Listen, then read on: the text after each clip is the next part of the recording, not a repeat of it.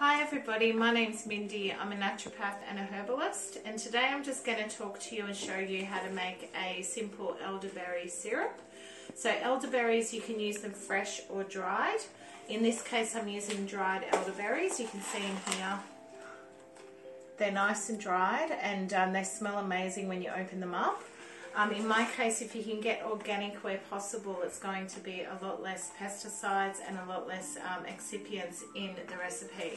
So the reason why I'm making an elderberry syrup rather than an extract is because the elderberries need to be heated to get rid of the cyanide component that can cause a little bit of digestive upset in some people.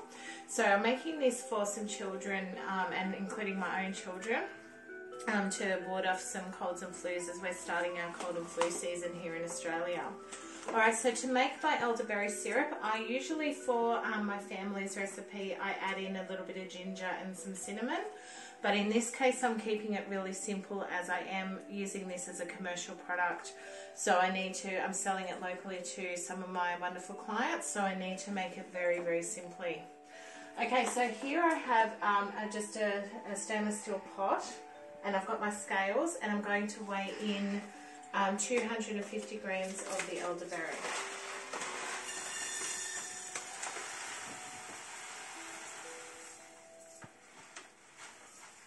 Okay, so what we're going to do with that is add in 1 part of elderberries to 4 parts of water. So I'm just going to add my water as well.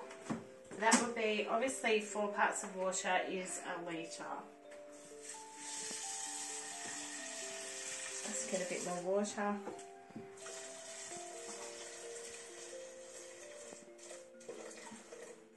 Okay, so we are 1 part elderberry and 4 parts water. Just to show you how that looks in the pot. Okay, so now what I'm going to do is we're going to boil this on the stove. So we're going to bring it up to the boil, and when I bring that up to the boil, it's going to, we're going to take it off and let it sit for about 30 minutes after it's come off the boil.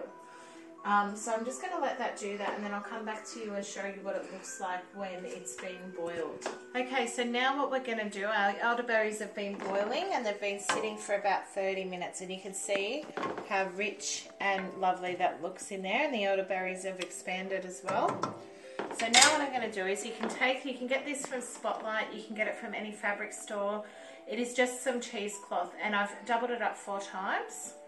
And you can see that that's where we're going to strain our wonderful decoction. So when we boil up herbs the way we have, we've got a really beautiful, strong decoction. And that's what's going to make our syrup. So our decoction is going to form our base of our syrup. So what we're going to do is strain that into a container. So you can see here that I've got a beautiful big metal bowl, and I've got a plastic strainer. You can use a metal one too, that's fine. And you can use a metal strainer too, but you want it to be fairly fine in the way that we sieve, just in case you get any spillage from your cloth, because that will mean that your elderberry, the parts of your elderberry will have a little bit of those chunks. But we're going to use this, it's quite a big piece there, and that's going to hold hopefully all of our elderberry in. Alright, so you can see how I've laid that in, and we're going to pour our lovely, beautiful decoction into the bowl. You can see the colour, it's almost like a beautiful mulberry colour, and those lovely berries are coming out now. So I'm just going to use a wooden spoon to scrape that out.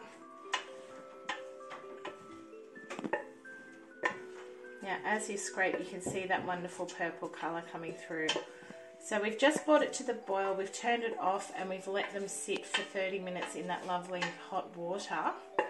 And we have a very strong decoction now. So that is when we have 4 parts water, so 1 to 4 strength. Now what we can do with this is we can press it in a tincture press. And I will show you that when this cools a little bit more, how much more we get out of our tincture press. So we're getting a lot of syrup out of this muslin cloth.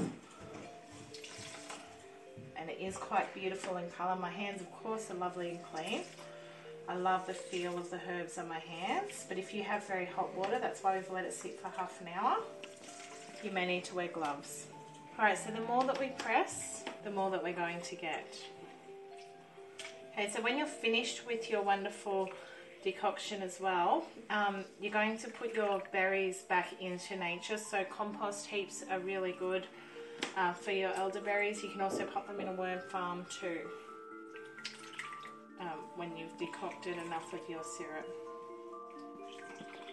So you just want to squeeze out as much as you can. So the tincture press will get every little bit out of these.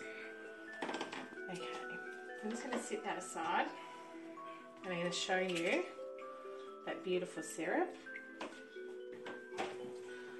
So this is our wonderful syrup that we have here.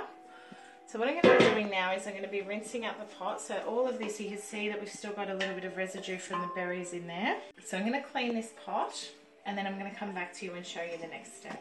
So the tincture press is the way to get the last bit of your decoction out. If you don't have one of these at home, you don't need to worry. You can just squeeze it to the best of your ability. But you will see that some of the herb obviously remains, that moisture remains in that herb. And by pressing it with a vise, with a tincture press like we've got here, there will be some more of that fluid that comes out of the press. So you get every last molecule out of those beautiful herbs. So we wrap up the muslin cloth and we pop it in the press and we screw it down and we add it to our beautiful decoction.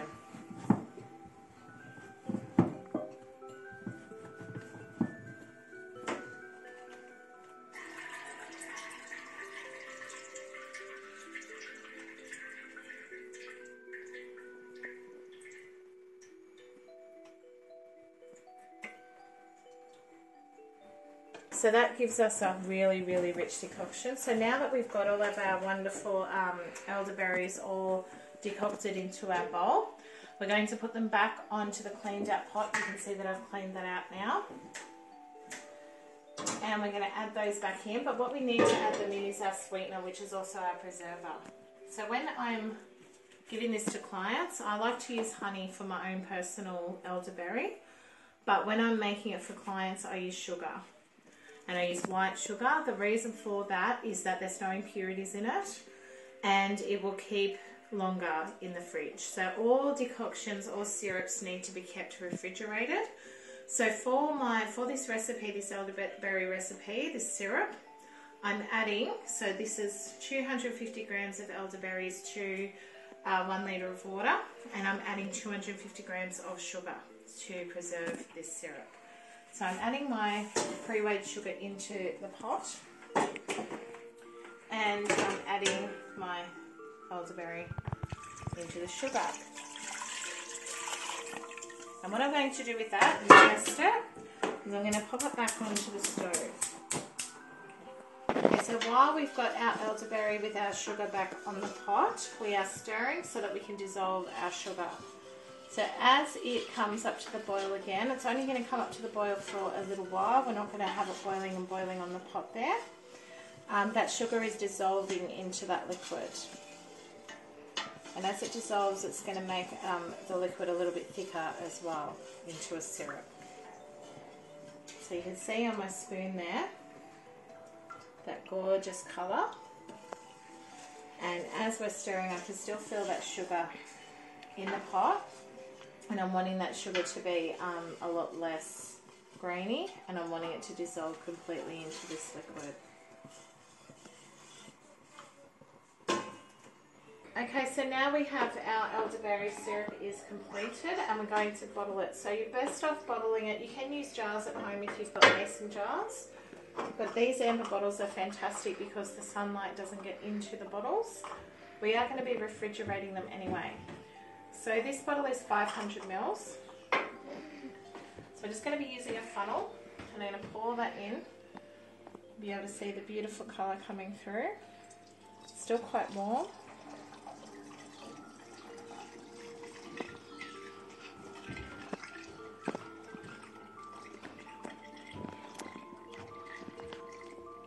Okay, we're just going to let that foam settle at the top.